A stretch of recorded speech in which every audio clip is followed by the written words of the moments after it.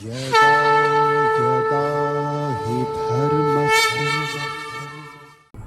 जैसा कि आप जानते हैं कि इस्कॉन के वरिष्ठ जीबीसी बीबीडी ट्रस्टी और हमारे प्रिय गुरुदेव जो है उन्होंने अपना भौतिक शरीर त्याग करके भगवत धाम को पधारे हैं।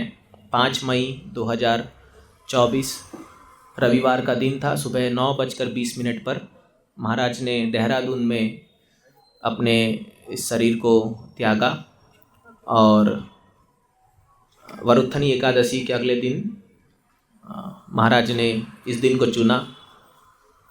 तो उसी सिलसिले पे हम लोग जो है हम सब वृंदावन गए थे। वृंदावन उनकी समाधि पूरा कार्यक्रम हुआ। तो आज का जो हम ये कार्यक्रम है ये महाराज के लिए ही डेडिकेट करेंगे। और थोड़ा पहले मैं आपको महाराज के बारे में बताना चाहूँगा, क्योंकि शायद काफ़ी लोग हैं जो जानते नहीं हैं महाराज के बारे में, उनके व्यक्तित्व के बारे में। फिर और भी यहाँ भक्त लोग हैं जो दीक्षित हैं और जो दीक्षा के लिए एस्पायर कर रहे थे, मतलब दीक्षा लेने वाले थे, तो वो भी अपने अपने उद्गार प्रकट करेंगे महाराज के बारे में। तो संक्षिप्त में महाराज की जीवनी के बारे में थोड़ा मैं बताना चाहूँगा आपको। तो महाराज का जन्म हुआ था 14 अगस्त 1944 1944 दिल्ली में, एक बड़े ही अच्छे परिवार में। और इनका बचपन का नाम था गोपाल कृष्ण खन्ना। एक पंजाबी फैमिली में जन्म हुआ था। इनके पिताजी नेवी में एक ऑफिसर थे और बड़े ही समृद्ध परिवार था। और महाराज का जो है बचपन से ही बहुत ही सिंपल और एकदम हम्बल व्यक्तित्व इनका रहा, विनम्र। और आगे जा कर के ये MBA पढ़े और डबल MBA किया इन्होंने। तो इनको पेरिस में, फ्रांस में इनको सोजोन यूनिवर्सिटी से डबल MBA महाराज ने प्राप्त करी।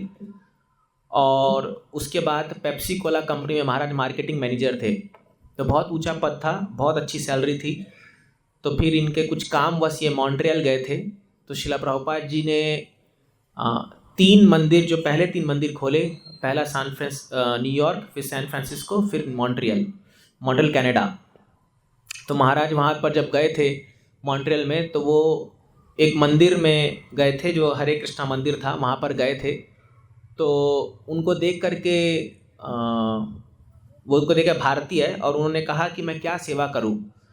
तो जो टेंपल प्रेसिडेंट थे उन्होंने महाराज से कहा कि हमारे गुरुदेव जो शिला प्रभुपाद है वो कल आने वाले हैं, तो आप उनका रूम सफाई कर दो। आप उनका जो रूम है जहाँ वो रुकने वाले हैं उसकी थोड़ा सफाई कर दो। तो महाराज ने इतने अच्छे से सफाई की थी उसकी, एक एक बेड से लेकर के पूरा टेबल वेबल सब कुछ, कि जब नेक्स्ट दिन प्रभुपाद जी आए तो पहले घुसते ही प्रभुपाद जी ने पूछा, हु क्लीन माई रूम, मेरा रूम किसने साफ़ किया। तो फिर किसने कहा कि महाराज एक नया लड़का आया है जो भारतीय है। और वो उन दिनों प्रभुपाद जी के मूवमेंट में केवल फॉरेनर्स थे, सब जो अमेरिकन्स, यूरोपियंस ये लोग थे, भारतीय कोई नहीं था। तो ये पहले भारतीय थे जो प्रभुपाद जी के मूवमेंट में आए। और प्रभुपाद जी ने इनको देखते ही समझ गए प्रभुपाद जी कि ये कोई ख़ास व्यक्ति है। तो प्रभुपाद जी ने इनको पूछा, फिर आप कहाँ से, सब पता किया। फिर उनको जो टेंपल के लोग थे उनको कहा, take care of this boy, इनका ख्याल रखिए। तो महाराज इतने सिंपल थे कि बताते हैं कि जब वो पेरिस में MBA कर रहे थे तो पेरिस में उस समय 7 अजूबों में एक अजूबा था आईफिल टावर। आज भी आप लोग जानते होंगे आईफिल टावर। तो लोग जब पेरिस जाते हैं तो पहले आईफिल टावर जाके देखते हैं। और आप यकीन नहीं मानेंगे, महाराज अपने पूरे MBA के दौरान कभी आईफिल टावर देखने नहीं गए, जबकि उनका रूम जो था वो आईफिल टावर के बहुत नज़दीक था। तो इनको कभी भी बचपन से ऐसा कोई ये भौतिक चीज़ों के प्रति दिलचस्प नहीं था। इनफैक्ट महाराज आगे बताते हैं कि हालांकि उनका जन्म दिल्ली में हुआ और लगभग 20 साल वो दिल्ली में बिताए, वो आज तक कभी वृंदावन नहीं गए थे। मैं दिल्ली से वृंदावन खाली 2 घंटा का रास्ता है, बट कभी नहीं गए थे, क्योंकि वो अपने काम से मतलब रखते थे। जो उनको दिया गया है स्पेसिफाइड, वो बहुत फोकस थे अपने जीवन में। तो फिर जब प्रभुपाद जी इनको मिले तो प्रभुपाद जी उनको देख करके बोले कि प्रभुपाद जी को मिलते ही ये बहुत प्रभावित हुए। इन्होंने देखा कि अरे ये तो बहुत महान व्यक्तित्व है, एक संत है। और प्रभुपाद जी फिर इनसे धीरे धीरे मंदिर आने लगे, जुड़ने लगे। तो फिर प्रभुपाद जी ने इनको दीक्षा दे दिया। तो इनका नाम ऑलरेडी गोपाल कृष्ण खन्ना था, तो उसको बदल के उन्होंने कहा गोपाल कृष्ण दास। तो गोपाल कृष्ण चेंज नहीं किया प्रभुपाद जी ने, बोले यह आपका नाम चेंज का दरकार नहीं है, आप ऐसे ही रहिए। फिर ये धीरे धीरे करने लगे। तो जब ये मूवमेंट में जुड़ने लगे तो इनके जो परिवार से उनको डर लगने लगा कि ये कहीं फुल टाइम ना हो जाए, जो अक्सर भारत के माँ बाप को लगता है और डर जाते हैं। तो वो बार बार इनको खत लिख रहे थे, प्रभुपाद जी को भी खत लिख रहे थे कि अरे आप हमारे बच्चों को ले लोगे ये वो। तो प्रभुपाद जी ने कहा कि ठीक है, यू मैरी, आप शादी कर लो, क्योंकि शादी कर लोगे मतलब आपके पेरेंट्स शांत बैठेंगे, फिर कुछ बोलेंगे नहीं, और आप विवाह करके सेवा करो, क्योंकि उन मेरे बहुत सारे भक्त लोग ऐसे ही कर रहे थे। तो प्रभुपाद जी के कहने पर महाराज ने उस समय विवाह भी कर लिया था। और आप यकीन नहीं मानेंगे, जब प्रभुपाद जी जब इनको सैलरी मिलता था 1 तारीख को, जब तो बहुत बड़ा अमाउंट होता था, पे स्लिप या जो चेक मिलता था वो एज इट इज पूरा ला करके प्रभुपाद जी को देते थे। पूरा मान लो अगर उस समय उनकी तनख्वाह 20,000 50,000 जो भी होगी, पूरा पैसा ला के प्रभुपाद जी को देते थे। और फिर जो इनकी उस समय जो पत्नी थी वो आकर के प्रभुपाद जी को हिसाब देती थी कि प्रभुपाद जी मेरा घर का खर्चा इतना है और आप जो है उसमें से खर्चा दीजिए। तो प्रभुपाद जी उसमें से खर्चा निकाल के देते थे उनकी पत्नी को। हाँ, तो ये है पहला ही लक्षण गुरु के प्रति शरणागति, फुल अमाउंट जो है वो पूरा। आजकल ये फॉलो करना बहुत कठिन है। तो एक्चुअली गृहस्थों के जीवन में हमें सारी संपत्ति को गुरु का मानना चाहिए, ये सच्चाई है। लेकिन आज बोल देंगे तो लोग बोलेंगे लो शुरू हो गया हड़पना। तो लेकिन यही शास्त्र कहता है। तो महाराज इतने डेडिकेटेड थे कि एक बार श्रीला प्रभुपाद जी भगवद गीता 6.1 पर लेक्चर दे रहे थे। तो 6.1 पे का जो श्लोक है अनाशित कर्म फलम वाक्यम, तो उसके मतलब है कि जो व्यक्ति, हरि बोल, लेट इट बी, बाद में लेट इट बी, रहने दीजिए, बैठ जाइए, हम बाद में कर लेंगे जब खोलेंगे। तो अनाशित कर्म फल वाक्यम, जो व्यक्ति अपने कर्म के फल से आसक्त नहीं होता वो एक्चुअल में सन्यासी है। सन्यासी मतलब ये नहीं कि जो केवल ड्रेस पहन ले, सैफरॉन कपड़ा पहन ले, वो सन्यासी जरूरी नहीं है। कोई भी व्यक्ति हो जो अपने कर्म फल से आसक्त नहीं होता और अपने पूरे कर्म के फल को भगवान में अर्पित कर देता है, वो सन्यासी है। तो एक बार प्रभुपाद जी क्लास दे रहे थे, तो वहाँ पर सारे सन्यासी बैठे हुए थे, इस्कॉन के बड़े बड़े लीडर सन्यासी, डंडा पकड़ करके सब शेवन हेड और एकदम सैफरॉन कपड़ा पहन करके उनको एक क्लास दे रहे थे प्रभुपाद जी। और तो उस समय गोपाल कृष्ण महाराज जो थे वो प्रभुपाद जी से मिलने आ रहे थे, और वो पूरा पैंट शर्ट टाई बूट ये सब में थे पूरा, क्योंकि ऑफिस से आए थे और पूरा पैंट शर्ट पहन करके अंदर घुस रहे थे। तो प्रभुपाद जी क्लास दे रहे हैं, ऐसे क्लास चला, जैसे ही महाराज घुसे अंदर उस समय, तो प्रभुपाद जैसे ही इनको देखे उन्होंने कहा हेयर कम्स द रियल सन्यासी, यहाँ पर आ गया रियल सन्यासी। जबकि उस समय गृहस्थ थे और उस समय वो मतलब धन कमाते थे और जाके जॉब करते थे। बट क्योंकि प्रभुपाद जी फिर समझाया क्यों ये सन्यासी है, क्योंकि अपने इनकम का पाई भगवान की सेवा में लगा दे रहे हैं, पाई, इसीलिए ये सन्यासी है, ये आसक्त नहीं है अपने चीज़ों से। तो खैर इसको इमिटेट नहीं कर सकते हम लोग, और ये बहुत मुश्किल है इतना डेडिकेशन आना एट अ टाइम, बट इसके लिए एस्पायर करना चाहिए कि ऐसा हमारे अंदर आए। तो प्रभुपाद जी बहुत पसंद करते थे महाराज को। तो ऐसे करके कई साल महाराज ने सेवा करी, प्रभुपाद जी को बहुत हेल्प किया। फिर 1975 में श्रीला प्रभुपाद जी भारत जब भेजने का समय आया किसी को, तो क्योंकि प्रभुपाद जी अलग अलग कंट्री भेज देते लोगों को, किसी को अफ्रीका, किसी को रसिया, किसी को चाइना, किसी को अमेरिका, ऐसे।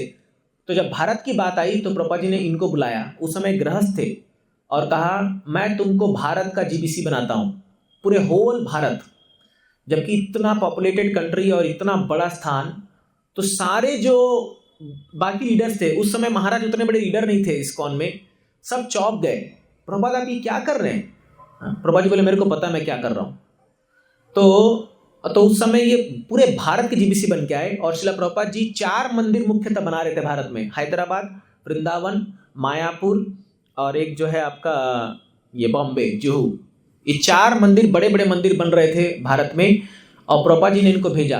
तो उस समय आप देखोगे भारत में अंग्रेज मंदिर कहते थे इस्कॉन को, आज भी कहते हैं। आप वृंदावन आज भी जाओगे तो कई लोग अंग्रेज मंदिर कहते हैं, क्योंकि सारे अंग्रेजी थे। और इस्कॉन वेस्टर्न वर्ल्ड में वहाँ ही उसका उद्गम हुआ था और वहीं ज़्यादा प्रचलित था, भारत में उतना प्रचार नहीं हो रहा था। लेकिन जब गोपाल कृष्ण महाराज आए और उन्होंने जो काम किया भारत में, तो प्रभुपाद जी जाते वक्त ये कह गए थे 1977 में कि whatever has been done in India is done by Gopal Krishna Maharaj. जो भी भारत में का प्रचार हुआ है वो गोपाल कृष्ण ने किया है, ऐसा मतलब प्रभुपाद जी लिखा था इनके बारे में, कहा था। और प्रभुपाद जी ने कहते थे कि मुझे मेरी सारी जो किताबें हैं वो प्रभुपाद जी ने इंग्लिश में लिखा था, सबको हिंदी में चाहिए। तो प्रभुपाद जी लगभग 50 किताब लिख चुके थे। तो गोपाल कृष्ण महाराज से कहते थे कि जब भी तुम मुझसे मिलने आओ नेक्स्ट टाइम, तुम्हारे हाथ में किताब होना चाहिए, नया हिंदी का किताब तुम्हारे हाथ में होना चाहिए मेरे ट्रांसलेशन करके। तो महाराज ने भी कसम खाया था कि प्रभुपाद मैं जब भी आपसे मिलने आऊँगा तो मैं किताब लेके आऊँगा।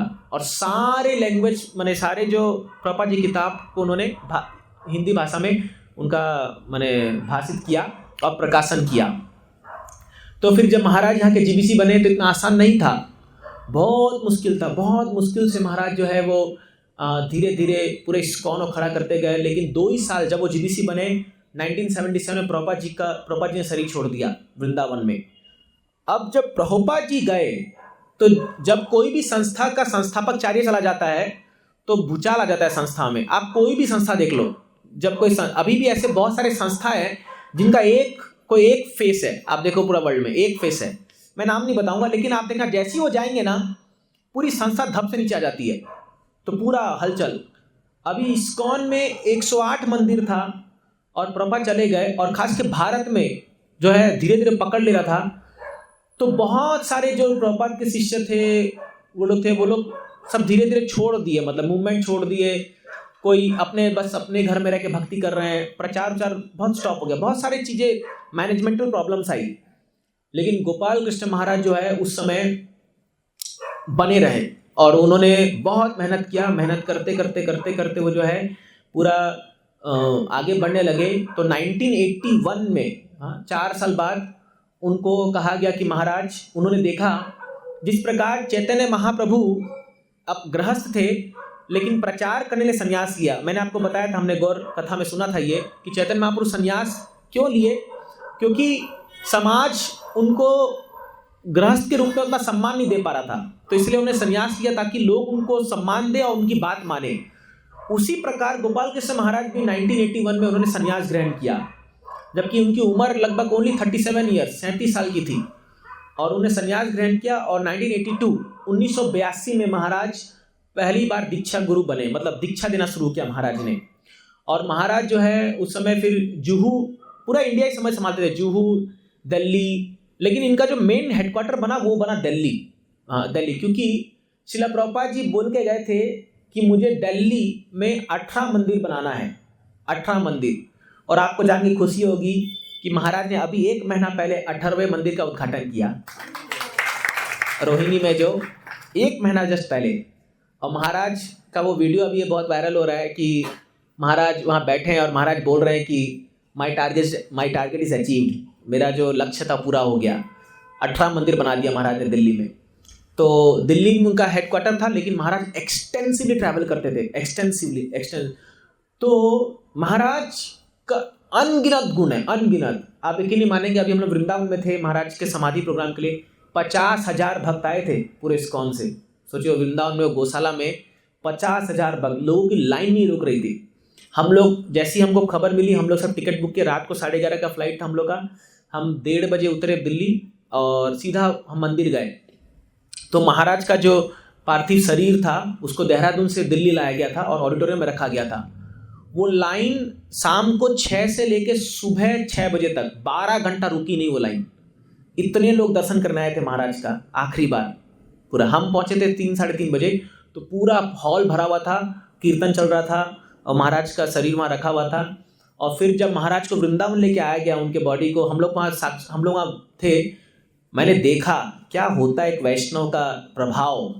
तो पूरा वृंदावन के रोड ब्लॉक कर दिया गया था, मतलब पुलिस ने, और दिल्ली से 60 गाड़ी चली थी महाराज के पीछे पीछे। महाराज का वैन चल रहा था और 60 गाड़ी और सामने पुलिस की गाड़ी थी और पूरा उनको लाया गया वृंदावन में। जब वो घुसा वेहिकल तो ऐसा भीड़ उमड़ा, पूरा दरवाजा तोड़ के अंदर भक्त घुस गए पूरा। लेकिन फिर वो पूरा बंद कर दिया था मंदिर को, क्योंकि पता था इतने भक्त आएंगे कि संभाल ही नहीं पाएंगे।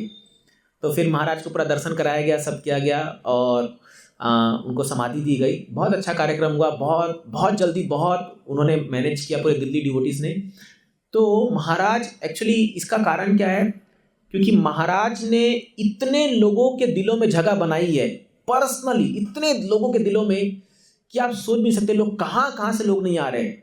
और एक्चुअली समय कम था, नहीं तो अगर पूरे वर्ल्ड से लोग आते ना तो और 50,000 हो जाते। ये तो खाली इंडिया के लोग पहुंच पाए, क्योंकि अमेरिका और रसिया ये सब से अफ्रीका से आने में तो समय नहीं था उतना, तो इस खाली इंडिया के लोग पहुंचे तो 50,000 भक्त वहाँ महाराज के लिए मौजूद थे। और उस 50,000 हर एक भक्तों का महाराज से पर्सनल रिलेशन था, पर्सनल, मतलब ऐसा नहीं जस्ट कि मतलब ओके कोई सन्यासी चला गया तो हम उसके लिए जा रहे हैं। तो हमने वो चीज़ देखा। तो क्यों? क्योंकि महाराज का जो एक व्यक्तित्व था, अद्भुत अद्भुत व्यक्तित्व, उनके गुणगान में आज तक गुणगान चल रहा है। मतलब हर दिन कहीं ना कहीं प्रोग्राम हो रहा है और उनका गुणगान चले जा रहा है। आप यूट्यूब खोल के देखिए, हर दिन ग्लोरिफिकेशन हो रहा है, इतना ग्लोरीज गाया जा रहा है महाराज का। एक्चुअली क्या है, कभी कभी जब कोई व्यक्ति सामने रहता है तो समझ में नहीं आता कि वो कौन है, लेकिन जाने के बाद समझ में आता है अरे बाप रे कौन चला गया। तो ऐसी कुछ गुणों में मैं भी कुछ आपको बताना चाहूँगा। महाराज का सबसे पहला क्वालिटी था विनम्रता। इनफैक्ट श्रील प्रभुपाद जी ने उनको एक खत लिखा था। तो एक बार क्या हुआ था, महाराज जब जीबीसी थे तो प्रभुपाद जी से मिलने जा रहे थे।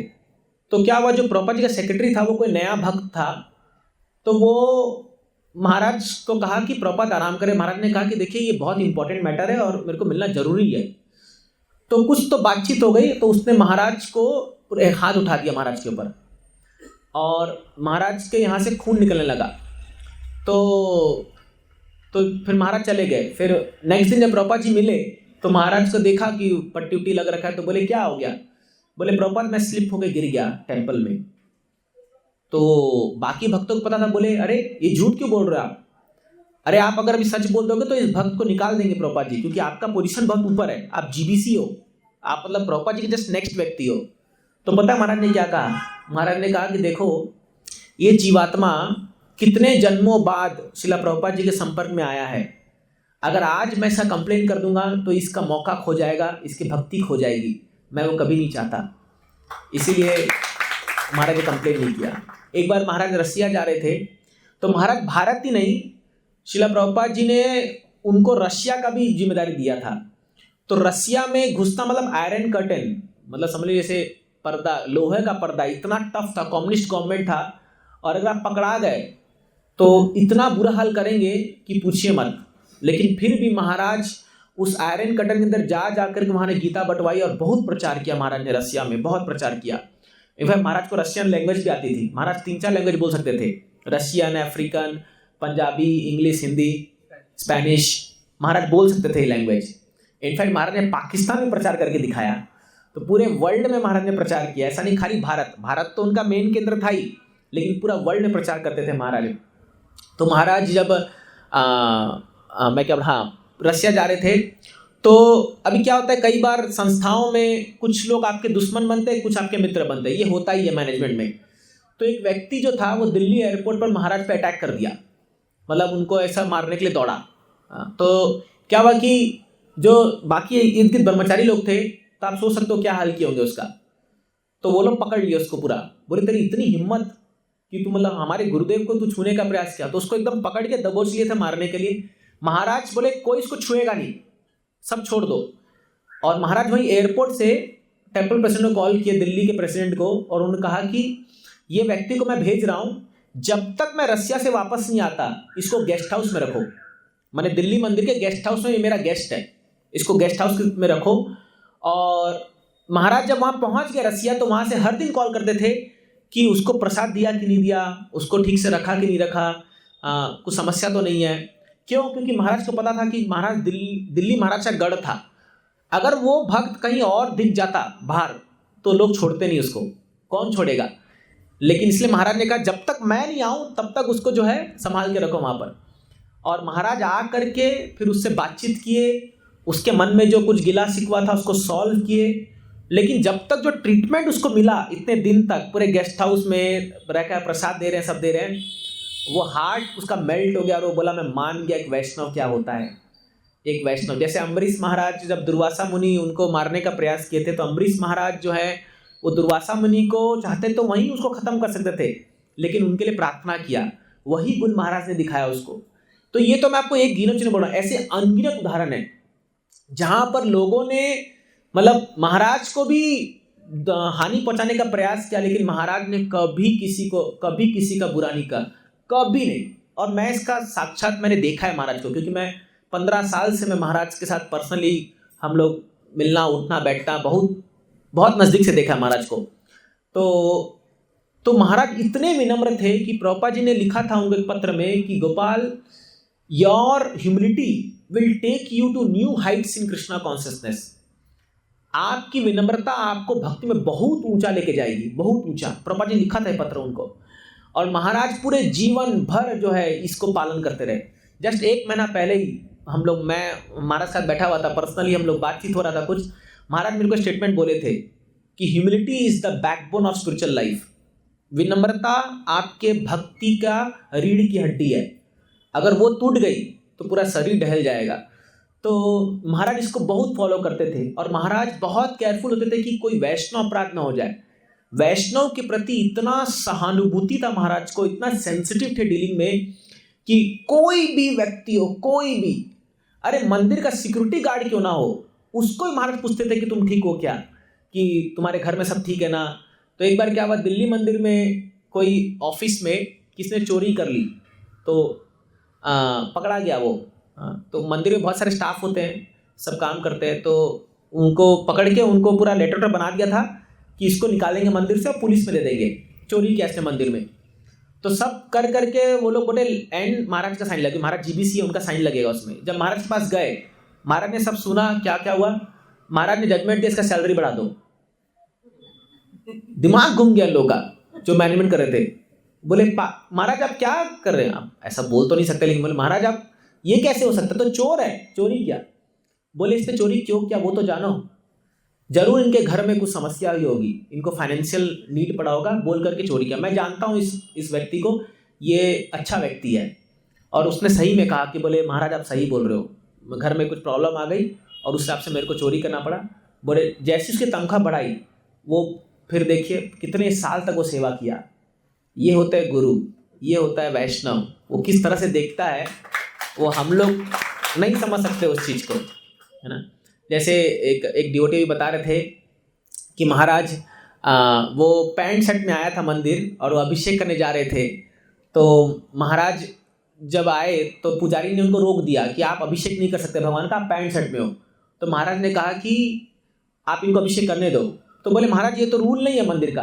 बोले मैं आज रूल चेंज कर रहा हूँ, पैंट शर्ट में इनको अभिषेक करने दो। बोले क्योंकि मैं इस भक्त को पिछले जन्म से जानता हूँ, ये पिछले जन्म से मैं जानता हूँ इनको।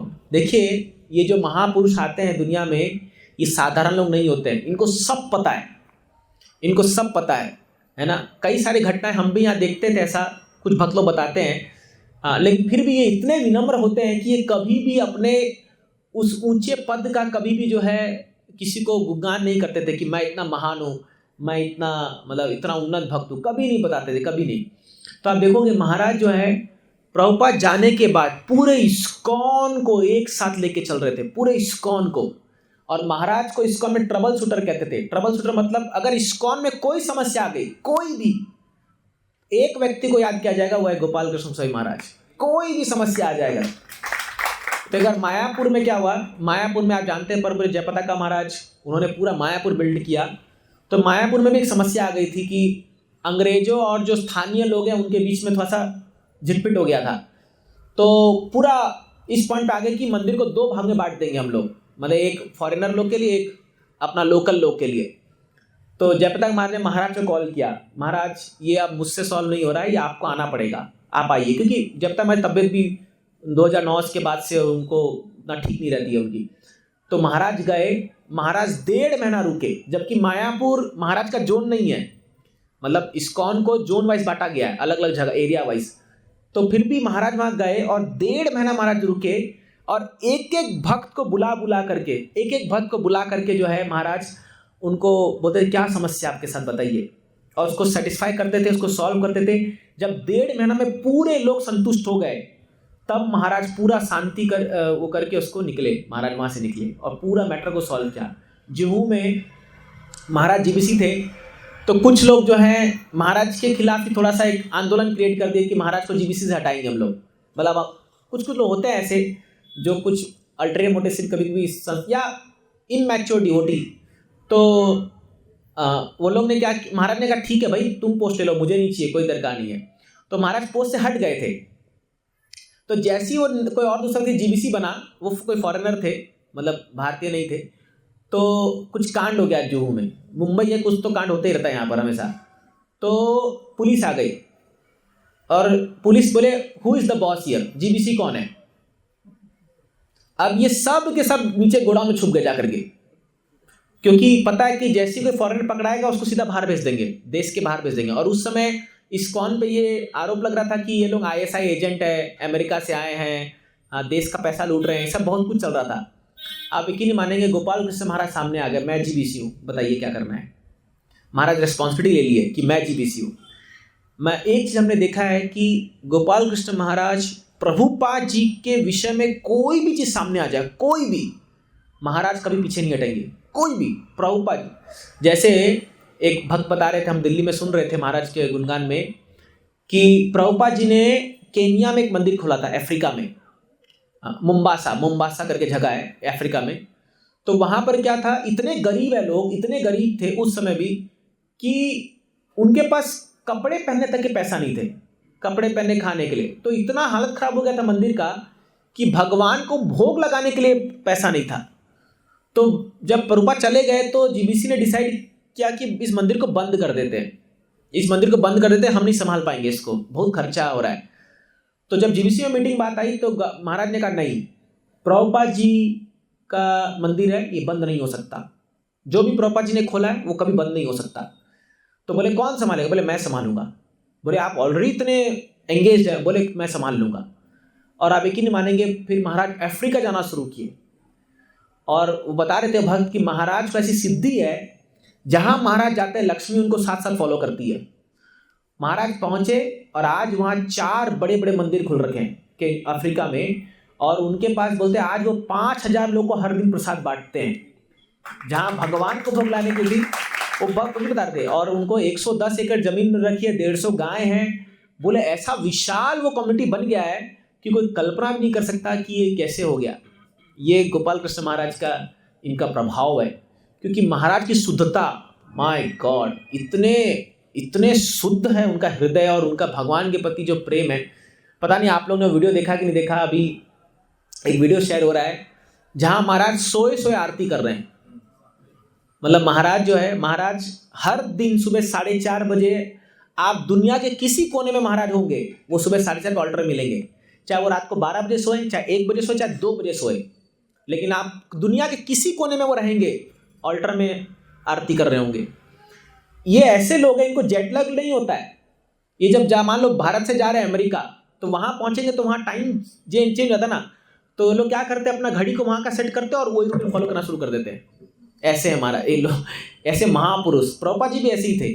तो महाराज जो है हर दिन सुबह 4:30 बजे, एक बार इनका एंजियोग्राफी हुआ था, तो जो डॉक्टर था वो इनका ही डिसाइपल था, दिल्ली में इनका हुआ, सर एंजियोग्राफी हुआ। तो महाराज को बोला, महाराज आपको 8 दिन कंप्लीट बेड रेस्ट है, 8 दिन। महाराज बोले yes I will follow. Next दिन वो डॉक्टर भी मंगल आरती आता था, वो देखा महाराज ऑल्टर में घुमा रहे आरती। तो बोला महाराज व्हाट इज दिस, बोले आई एम योर गुरु, मैं तुम्हारा गुरु तुम मेरे गुरु नहीं हो, मेरे को मत सिखाओ।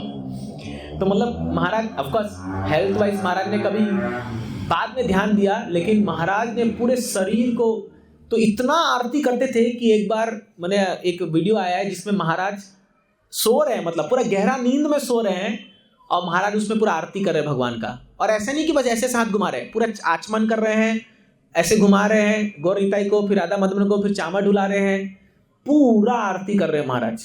देखिए ये होता है एक शुद्ध भक्त का, ये तो प्रत्यक्ष हम देख पा रहे हैं एब्जॉर्प्शन, क्या होती है सेवा भगवान की। तो महाराज जिस मंदिर में आते हैं उनका तो करते ही हैं, अपने भी उनके डीटीज है। अगर आप देखोगे तो महाराज के गौर निताई विग्रह है, कम से कम 40-50 शालिग्राम शिला है उनके पास।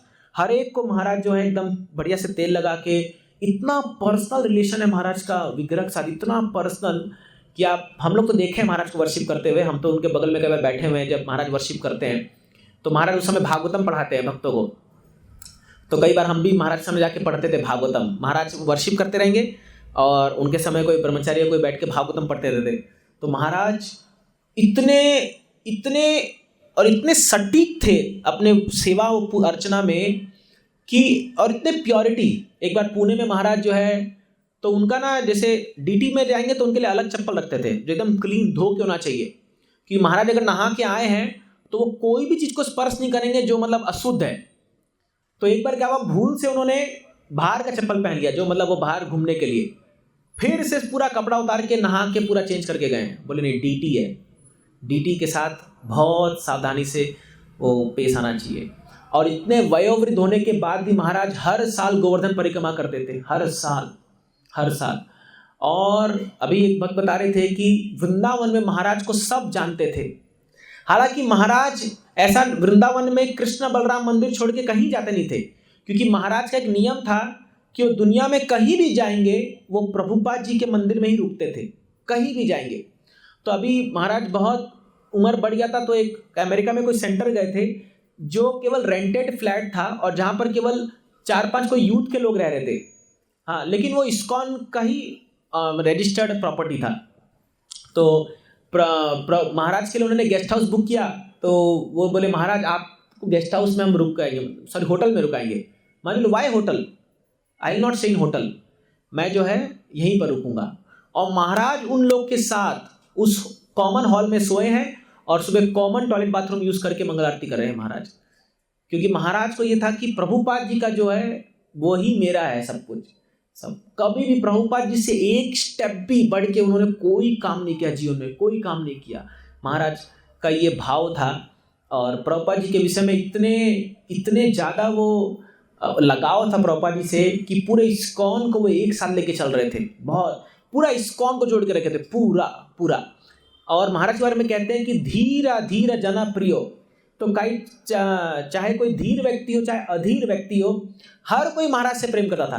मतलब ऐसे भी लोग हैं जो इस्कॉन से नफरत करते होंगे बट वो गोपाल कृष्ण महाराज से प्रेम करते हैं, ये ऐसे भी लोग हैं, है ना।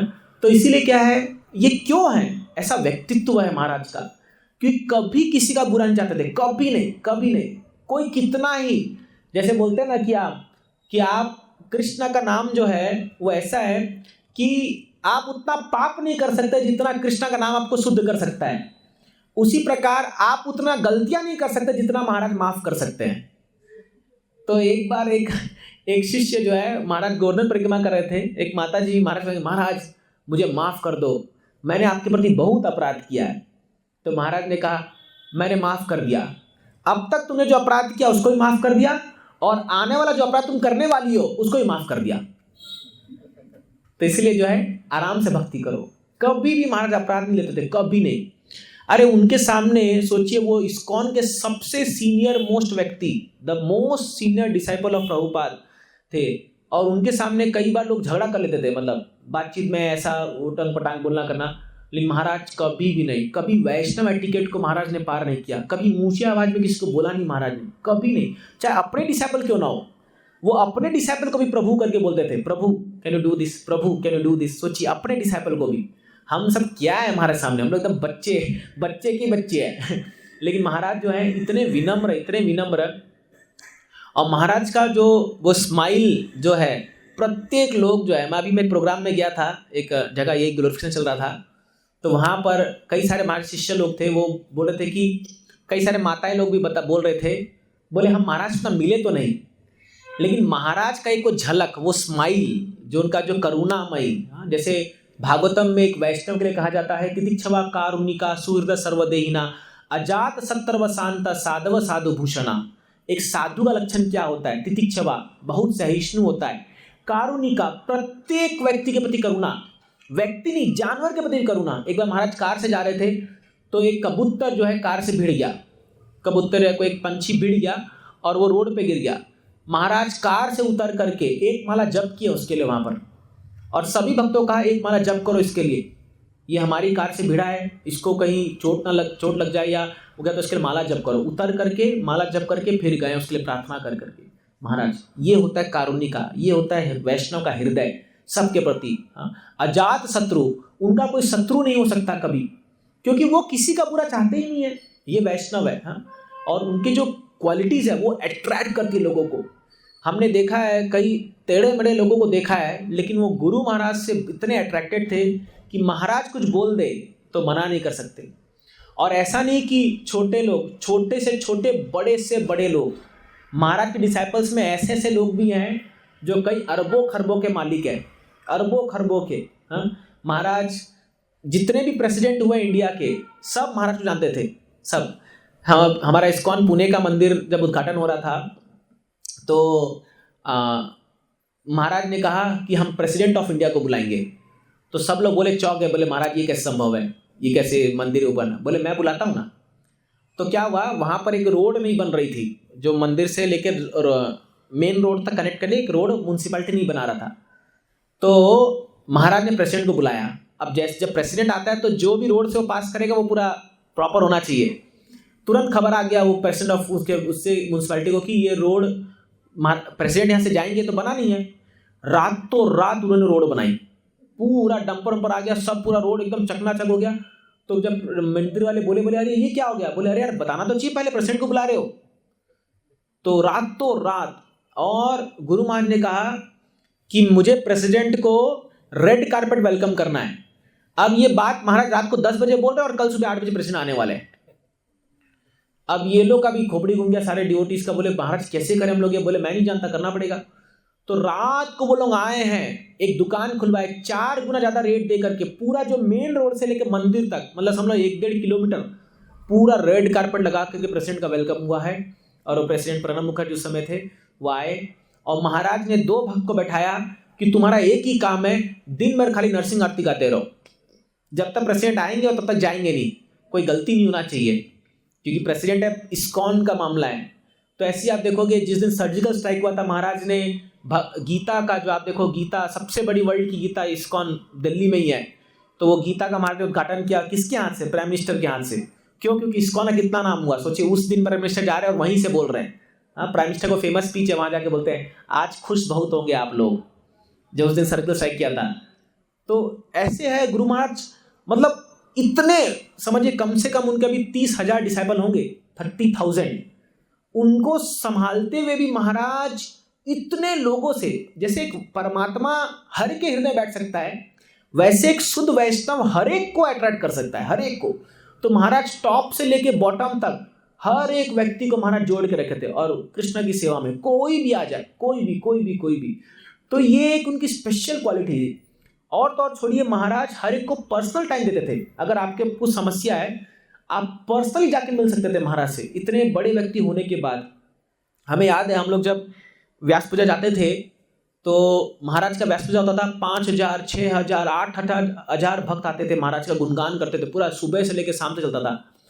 अब सोचिए, अगर एक व्यक्ति, मान लीजिए अगर हमें 50 लोग हमारा गुणगान कर रहे हैं, तो अपन कितना गुब्बारे की तरफ फूल जाएंगे पूरा। और फिर हाँ, जमीन में आने के लिए 10 दिन लगेगा कम से कम। तो महाराज का इतना गुणगान होने के बाद नेक्स्ट दिन हम लोग महाराज से पर्सनली मिलते थे जाकर के, उनके रूम में बैठते थे जाकर के। तो मैं सोचता था ये वही व्यक्ति का जो कल वहां बैठा था स्टेज पे, एकदम उस आसन पे। आप बिलीव ही नहीं कर पाओगे, इतने विनम्र महाराज, उनको कोई फर्क नहीं पड़ता कि कोई उनका गुणगान कर रहा है कि कोई, ये भगवत भगवान कहते हैं ना, जिसको मान अपमान से कोई फर्क नहीं पड़ता, वही व्यक्ति वास्तव में मुझे प्रिय है। मैंने देखा है ऐसा महाराज को, कोई फर्क नहीं पड़ता, चाहे आप महाराज को कुछ गाली दे दो या उनको जो है सम्मान दे दो, कोई फर्क नहीं पड़ता उनको। और एक प्रभुपाद जी की जो सबसे बड़ी सेवा महाराज ने की थी वो था बुक डिस्ट्रीब्यूशन। आप देखिए, महाराज जब भारत में आए तो महाराज ने जो बुक वितरण किया है, दिल्ली, पुणे, हाँ, मुंबई, जुहू, महाराज के इधर आने के बाद से पूरे वर्ल्ड में इंडिया का जो बुक डिस्ट्रीब्यूशन है भगवत गीता, वो कई करोड़ पार कर गया। हर साल महाराज के जोन से कम अगर मान लो पूरे वर्ल्ड में मेरे ख्याल से 35 लाख गीता अगर बढ़ती होगी, तो महाराज के मंदिरों से 25 लाख गीता बढ़ती थी। सोचिए, केवल गोपाल कृष्ण महाराज के मंदिरों से, दिल्ली, जोहू, पुणे, क्योंकि प्रभुपाद जी का आदेश था कि मेरा बुक्स बांटो, मेरा बुक वितरण करो, है ना। तो महाराज इतना इंस्पायर, दिसंबर के महीने में महाराज हर एक मंदिर जाएंगे, हर एक मंदिर, और सबको इंस्पायर करेंगे, सबको बुक बांटो, बुक बांटो, बुक बांटो, बुक बांटो। तो ये इतना उनका स्पिरिट था महाराज का। और बड़े मंदिर खोलने में मैंने आपको बताया दिल्ली में 18 मंदिर खोल दिए। फिर देखिए कुरुक्षेत्र में इतना बड़ा मंदिर बन रहा है, ये खारघर मंदिर महाराज का बनाया हुआ। फिर जुहू में एक्सपेंशन हुआ, पुणे का बड़ा मंदिर महाराज ने खोला, है ना। तो आप देखोगे कहीं अभी कानपुर में बड़ा मंदिर खोला महाराज ने। ऐसे 30 बड़े बड़े मंदिर महाराज ने खोले। 100 करोड़ के प्रोजेक्ट है, 100 करोड़ के प्रोजेक्ट। आप सोचिए 30 मंदिर महाराज के अंदर थे, रसिया में, अफ्रीका में। तो महाराज के वरदान था कि बड़े मंदिर को कैसे खोलना है, कैसे चलाना है, कैसे बनाना है। तो सोचिए डिसाइपल्स इतने ज़्यादा, बुक वितरण, इतने सारे मंदिर, तो रथ यात्रा। गोपाल कृष्ण महाराज ऐसे थे जो कम से कम भी साल में 18 से 20 रथ अटेंड करते थे। 18 रथ यात्रा सोचिए आप। जहां भी भारत में या वर्ल्ड में रथ यात्रा हो रहा होगा, गोपाल कृष्ण महाराज पहले पहुंच जाएंगे, क्योंकि प्रभुपाद जी को बहुत पसंद था रथ यात्रा। महाराज पहुंचते थे रथ यात्रा में और इंस्पायर करते थे कि चलो। ऐसा शेड्यूल हमने देखा है महाराज का, मतलब अव्यर्थ कालत्व में 1 सेकंड भी नहीं बैठेंगे, मतलब 1 सेकंड भी नहीं। मॉर्निंग, रात को भले 2 घंटा सोए हो, चाहे 3 घंटा सोए, चाहे 4 घंटा सोए हो, 1 सेकंड। और अंतिम दम तक महाराज हार नहीं माने। महाराज का हमने तो पर्सनली देखा, महाराज को चलने नहीं हो रहा था। महाराज इतना वीक हो गए थे, इतना उनका बॉडी अनकंट्रोल हो गया था, अपने आप महाराज जी गिर जाते थे, उनको पकड़ना पड़ता था पूरा। आप लोग ने देखा ही होगा मंदिर में। फिर भी सोचिए महाराज अंतिम सांस तक। अभी देहरादून महाराज किस लिए गए थे पता है आपको? भूमि पूजन करने के लिए, एक और मंदिर बनाने के लिए। सोचिए आप। तो महाराज बोलते थे I want to die in battle field, मतलब मैं लड़ते लड़ते जाऊंगा संसार से। ऐसा नहीं कि रिटायर होकर के बैठ गए और आराम, बिल्कुल नहीं। अंतिम सांस तक महाराज ने सेवा किया है प्रभुपाद जी का, अंतिम सांस तक। तो देखिए ऐसे जो महापुरुष हैं, ये हमारा सौभाग्य है कि ऐसे लोग धरती पर चलते हैं। श्रीमद् भागवतम में धरती जो है वो प्रार्थना में बोलती है कि वास्तव में ये जो पापी लोग आकर के धरती को बहुत दूषित करते हैं, लेकिन जब शुद्ध भक्त लोग उस पर चलते हैं ना, तो उनके चलने से जो है ये धरती बहुत खुश हो जाती है। और जब ये लोग तीर्थ यात्रा पे जाते हैं जब, तो गंगा पवित्र हो जाती है इनसे। जैसे गंगा में जब सारे पापी लोग आकर के नहाते तो उनका पाप छूट जाता है। तो गंगा भगवान से बोली कि मेरा को शुद्धिकरण कौन करेगा? तो भगवान ने कहा चिंता मत करो, जब मेरे शुद्ध भक्त आएंगे और वो तुम में स्नान करेंगे तो सारा पाप भस्म कर देंगे तुम्हारा वहीं पर। तो ऐसे महान लोग जब आते हैं दुनिया में, इनफैक्ट महाराज के विषय में कहा भी गया है। एक भक्त ऐसा बोलते हैं, साउथ में गया था, तो कोई वहाँ पर एस्ट्रोलॉजिकल चार्ट होती है, भृगु संहिता करके किताब में सारा एस्ट्रोलॉजिकल गणना होता है। तो वो भक्त जब गया तो उसने कहा कि पूछा कि तुम्हारे गुरु कौन है? तो उन्होंने इनका नाम लिया। तो उन्होंने कहा कि तुम्हारे गुरु कोई साधारण व्यक्ति नहीं है, वो एक दिव्य पुरुष है, वो साधारण उनको मत समझिए, है ना।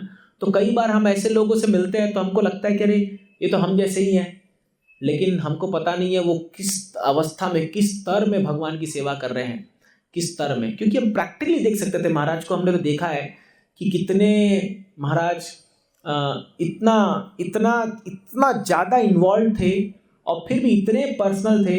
मुझे भी बहुत सौभाग्य मिला महाराज के साथ पर्सनली, बहुत सारे इंटरेक्शंस हमारे हुए, क्योंकि हम महाराज को पर्सनल सेवा भी कर रहे थे। जब जीबीसी मीटिंग चल रहा था वाड़ा में, तो महाराज के लिए प्रसाद का खिलाना, उस समय उनको सर्व करना, और उनके लिए तो ऐसा बहुत सेवा मौका मिला। इवन जब खारघर में महाराज आते थे तो हम लोग को 2-2 3 बार मिलते थे बुला करके। इनफैक्ट अभी 1 महीना पहले महाराज के साथ मैं लगभग 45 मिनट अकेला बैठा हुआ था और महाराज मुझसे बहुत कुछ पूछ रहे थे और अपने मन की बात में बता रहा था सब। तो महाराज इतना टेक केयर करते हैं एक एक भक्त का, इतना कि मतलब वो हृदय में पूरा छाप छोड़ देते हैं। तो इसीलिए क्या है, देखिए गुरु हैं, ऑफकोर्स एक बात जानना चाहिए कि गुरु, ये उनका जो भौतिक शरीर छूटता है, लेकिन वो आध्यात्मिक रूप से हमेशा शिष्य के साथ रहते हैं, हमेशा। और गुरु अंत तक हमें मदद करेंगे, अंत तक। जैसे प्रभुपाद जी आज भी मौजूद है, तो ऑफकोर्स महाराज शारीरिक रूप से हमारे साथ नहीं है, लेकिन उनके इंस्ट्रक्शंस और उनके दिव्य उपदेशों के द्वारा वो हमेशा हमारे साथ है। और उनकी कृपा से ही जो भी कुछ हम कर पा रहे हैं वो उनकी कृपा से है। गुरु की कृपा के बिना कोई कुछ नहीं कर सकता, ये संभव नहीं है। क्योंकि आप देखिए हमारे वैष्णव सिद्धांत में गुरु को बहुत महिमा दी गई है। अगर कोई व्यक्ति बिना गुरु के, जैसे हम गीता में पढ़ रहे थे ना कि अर्जुन जब तक गुरु नहीं माना कृष्ण को तब तक उसका प्रॉब्लम सॉल्व नहीं हुआ, तो इसलिए बहुत महिमा दी गई है। अंत में महाराज की वसीयत पड़ी गई, उन्होंने जाते थे अपना विल लिख के गए, और आप यकीन मानेंगे महाराज ने कहा कि मेरी कोई संपत्ति नहीं है, मेरा खाली एकमात्र मेरी संपत्ति है वो है मेरे विग्रह, मेरे डीटी जिसको मैं वर्शिप करता हूँ, और मेरे सारे चीज को जो है आप एक महाराज के लिए उनके शिष्यों ने वृंदावन, मायापुर, हर जगह फ्लैट खरीद के रखे होंगे, लेकिन महाराज कभी नहीं गए वहां पर। इनफैक्ट महाराज के समाधि बनाने के लिए जमीन खरीदा गया था वृंदावन मंदिर के बगल में, पास में। तो ये पूरा तय था कि जब महाराज जाएंगे तो एक बड़ा समाधि बनाएंगे उनके लिए, उनके शिष्य लोग का प्रेम था। लेकिन जब महाराज को पता चला तो महाराज ने कहा नहीं, मेरे लिए नहीं, ये जमीन इस्कॉन वृंदावन को दीजिए और वहाँ पर भगवान की सेवा के लिए जो लगा दो, मेरे लिए कुछ नहीं। और महाराज अपने लिए एक छोटा सा जगह बता के गए, मेरी समाधि यहाँ बनाना, हाँ, मुझे कोई स्पेशल वो नहीं चाहिए। महाराज कभी भी, महाराज हम ऐसा नहीं देखते कि उनको कोई स्पेशल ट्रीटमेंट चाहिए या कोई बड़े हम जीबीसी हैं तो हमें कोई बड़ा महान, कभी नहीं। जब उनकी वसीयत पढ़ी गई ना वृंदावन में, सबके सामने सारे जीबीसी इस्कॉन के बड़े लीडर सब मौजूद थे, सब ने कहा, बोले मान गए, ये है सन्यासी, ये है सन्यासी, एक चीज भी अपना नहीं लेके गए। बोले कि नहीं, मेरा कोई भी चीज मेरी संपत्ति नहीं है और इस पर किसी का अधिकार नहीं है, सब कुछ इस्कॉन का है और सब कुछ इस्कॉन की सेवा में लगे रहने चाहिए। तो ये होता है वास्तव में। देखिए जीते जी पूरा अपना एक एक खून का कतरा बहा दिया, मतलब इन द सेंस पूरी अपनी एनर्जी लगा दी पूरे, और सोचिए कब से कब तक। महाराज 1967 में 68 में प्रभुपाद से मिले थे, 68, अभी 2024, 32 और 24, 56 साल नॉन स्टॉप सेवा किया है, 56 साल नॉन स्टॉप इस्कॉन की सेवा की है महाराज ने। और देखिए इतना ग्लोरियस उनका लाइफ, तो इसमें कोई दो राय नहीं है कि भगवान उनको अपने स्थान में बुलाए होंगे और अपने धाम में बुलाए होंगे, कोई दो राय ही नहीं है इसमें। जिस प्रकार से उन्होंने अपना जीवन को लगाया है सेवा में, एक मिनट भी उन्होंने कभी कोई और चीज़ नहीं, कोई भौतिक इच्छा, कुछ नहीं। महाराज जो है इतना सेवा करके दिखाया, और आज इस्कॉन को जहाँ पहुँचाया उन्होंने पूरे वर्ल्ड में, पूरे इंडिया में, मतलब इवन किसी भी आप इस्कॉन के भक्त से पूछ लीजिए, गोपाल कृष्ण महाराज का कंट्रीब्यूशन, सब यही बोलेंगे कि लाजवाब है, इमैचेबल है, या मतलब अनप्रेसिडेंटेड, इसको कोई मैच नहीं कर सकता जितना सेवा उन्होंने महाराज ने किया है। इनमें बड़े बड़े जो प्रभुपाद के शिष्य थे, परम पूज्य राधानाथ महाराज, जयप्रदा महाराज, सब लोग ने यही कहा कि गोपाल कृष्ण महाराज ने जो सेवा किया है वो वैसा, इसलिए उनको बोलते थे प्रभुपाद मैन। प्रभुपाद जी के जो खास व्यक्ति गोपाल कृष्ण महाराज थे। तो ऐसे बहुत अनगिनत गुणगान है महाराज के, हम लोग सुनते जा सकते हैं। वैसे यूट्यूब में बहुत जगह चल रहा है, आप सुन सकते हैं। तो हम तो खैर बहुत छोटे हैं, कहाँ महाराज के बड़े बड़े शिष्य लोग ने बहुत बड़ा बड़ा सेवा किया है उनके साथ, लेकिन हमने जो भी देखा महाराज को, तो ऑफकोर्स ये खारगर प्रोजेक्ट भी महाराज के ही प्रेरणा से बना है, महाराज का ही इसमें था। बट हमें बहुत दुख है कि महाराज सामने कंप्लीट नहीं कर पाए, ये तो ज़िंदगी भर का एक हमें वो रह जाएगा। बट स्टिल कोई भी सेवा जब हम करते हैं गुरु और कृष्ण के लिए, तो वो खाली नहीं जाती है। तो इसीलिए जितना भी हम कर पाए, और अब महाराज की क्या आज्ञा है, महाराज की आज्ञा यही है कि जितने भी उनके शिष्य हैं या होने वाले शिष्य हैं, वो सब इस्कॉन में बने रहे और प्रभुपाद जी को फॉलो करें। तो उनकी आज्ञा थी, तो हमें जीवन तो आगे बढ़ाना ही है, उसमें तो अब क्या कर सकते हैं हम तो।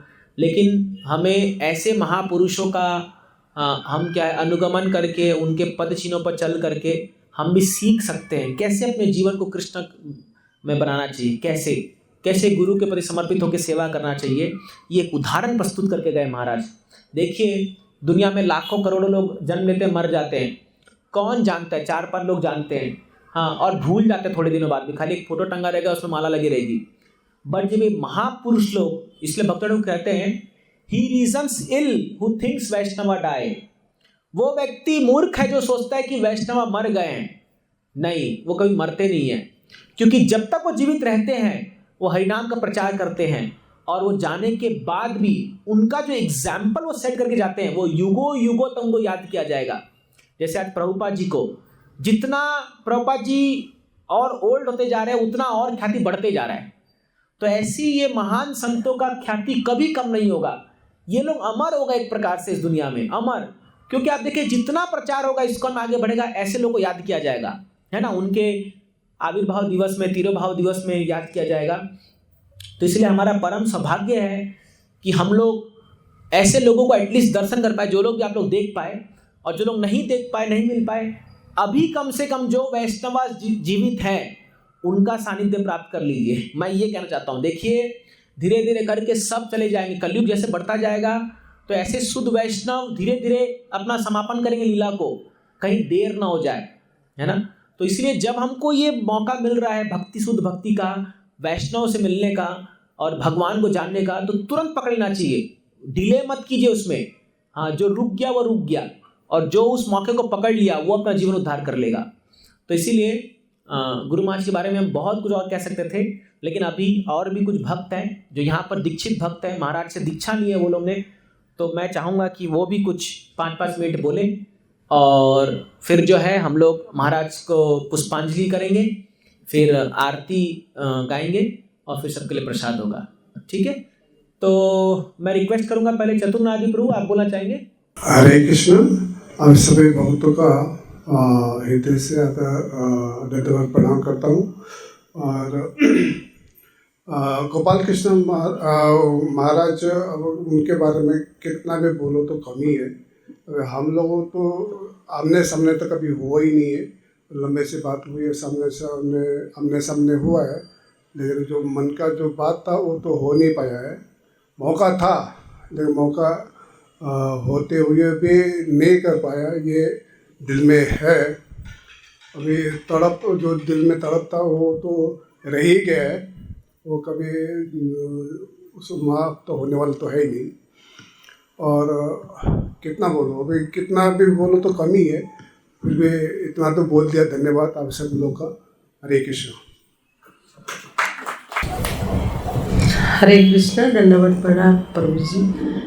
नमो विष्णुपदाय कृष्ण पृष्ठाय भूतले श्रीमते गोपाल कृष्ण गोस्वामी इति नाम्ने प्रभुपादस्य साहित्यमूल्य प्रकाशविद्य प्रचारं कृत्वा न साधु भगवत्पादाय ते नमः। महाराज के बारे में हम लोग को अभी 3 साल ही हुआ है हम लोग को दीक्षा, हरिनाम दीक्षा का। इतना नज़दीक तो नहीं हुआ, फिर भी हम करीब ही थे। अभी भी है, अभी भी नहीं है, नहीं सोचना चाहिए हम लोग को। लास्ट टाइम हम लोग को हमेशा पूछते, जैसे भी लाइन में खड़े रहते थे, जब भी महाराज सबको एक एक को, सभी को एक ही नज़र से देखते जाते थे। उसमें से हमको उनका नज़र से ही हमको पता चल जाता था हमें आशीर्वाद मिल रहा है। जैसे बड़े लोग को बोलने की ज़रूरत नहीं, वहाँ तो अभी भी हम लोग के साथ ही है। हम भी जो हमें दीक्षा मिला था, जब भी हमारे प्रभु जी को बोले थे चतुरा अनादि दास नाम दिया, तभी प्रभु जी को बोले कि तुम कृष्ण जैसे चतुर रहना, ये हमेशा याद रखना है, हमें भूलना नहीं है।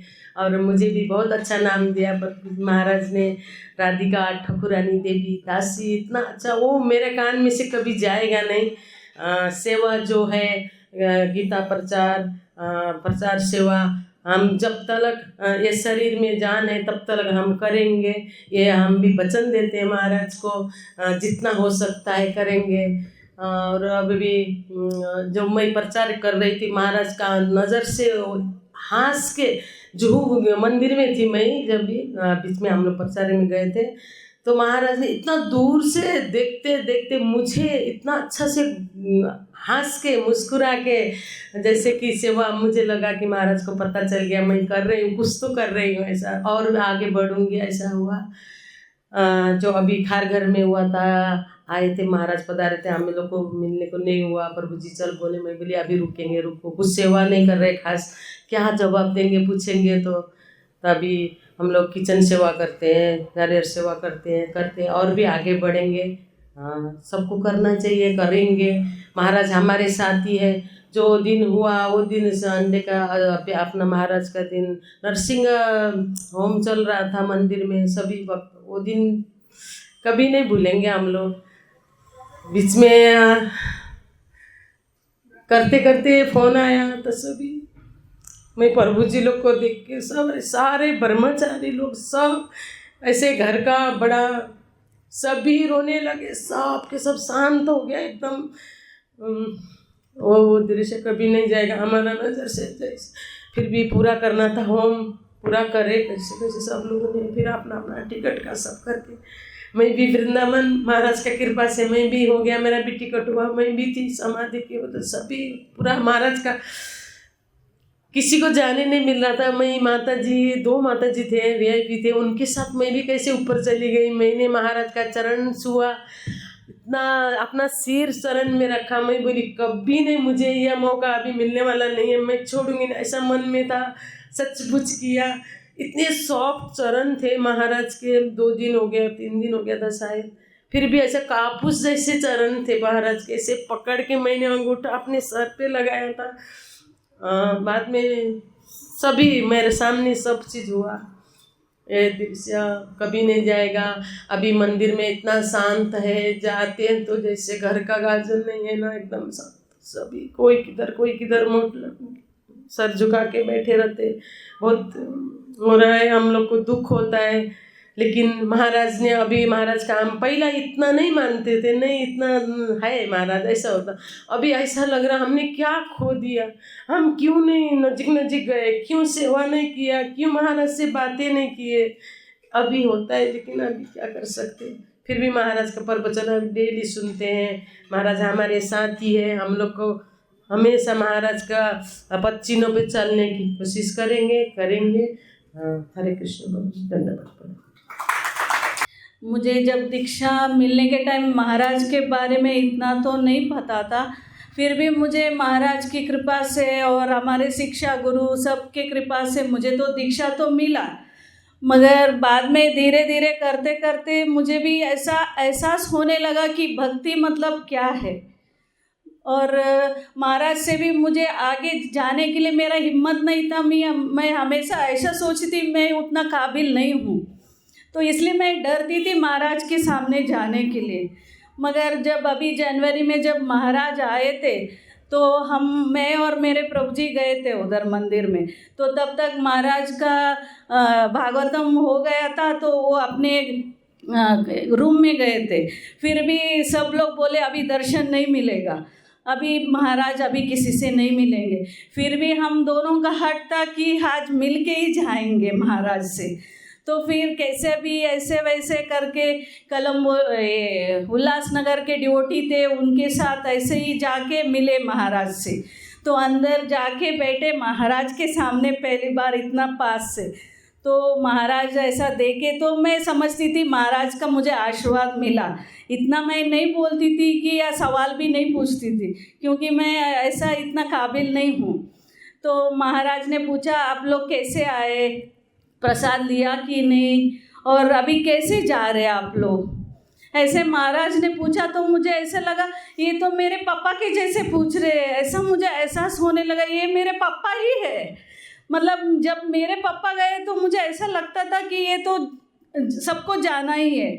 मगर अभी महाराज जाने के बाद मुझे ऐसा लग रहा है कि मैंने क्या खो दिया, कि मैंने क्यों जल्दबाजी नहीं किया कि मुझे भी ब्राह्मण दीक्षा लेना था। तो मुझे अभी एहसास हो रहा है कि मैंने बहुत खोया है, मगर फिर भी अंदर महाराज है मेरे साथ। ऐसा मुझे रियलाइज़ हो रहा है कि हम यही कंटिन्यू करना है, ऐसा कि है मेरे साथ है महाराज। ये तो हम लोग बॉडी है, तो ये तो सबको एक दिन जाना ही है, तो इसके लिए नहीं रोना है। मैं इतनी खुशनसीब हूँ कि गोपाल कृष्ण महाराज ने मुझे स्वीकार किया है अपनी भक्त करके। ऐसा हरे कृष्णा। नमो विष्णुपादाय कृष्णपृष्ठाय भूतले श्रीमते गोपाल कृष्ण गोस्वामीति नामिने प्रभुपादस्य साहित्यं यः प्रकाशत्रे च प्रचारं कृतवान् साधु भगवत्पदाय ते नमः। नमो विष्णुपादाय कृष्णपृष्ठाय भूतले श्रीमते भक्तिवेदांत स्वामिनिति नामिने नमस्ते सारस्वते देवे गौरवाणी प्रचारिणि निर्विशेष शून्यवादी पाश्चात्य देशतारिणि वांछा कल्पतरुभ्यश्च कृपा सिन्धुभ्येव च पतितानां पावनेभ्यो वैष्णवेभ्यो नमो नमः। मैं जो भी गुरु महाराज की ग्लोरिफिकेशन कर पा रहा हूँ और करने की कोशिश कर रहा हूँ, वो सब वैष्णवों की कृपा है। तो मैं आपको ये बताना चाहूँगा कि गुरु महाराज कितने कृपालु है। उन्होंने, जैसे कि कोविड में हम लोगों के दीक्षा का प्रोग्राम चल रहा था, तो कोविड में वो मतलब ये देख रहे हैं कि दुनिया एक तरफ है कि कोविड में सब लोग अपनी जान बचाने के लिए हर एक घर से बाहर नहीं निकल रहा था, सब लोग घर में रहते थे। फिर भी उस दौरान गुरु महाराज यहाँ पे मंदिर में आके हमें जो है वो सानिध्य दे रहे थे कि आपको दीक्षा ग्रहण करनी है।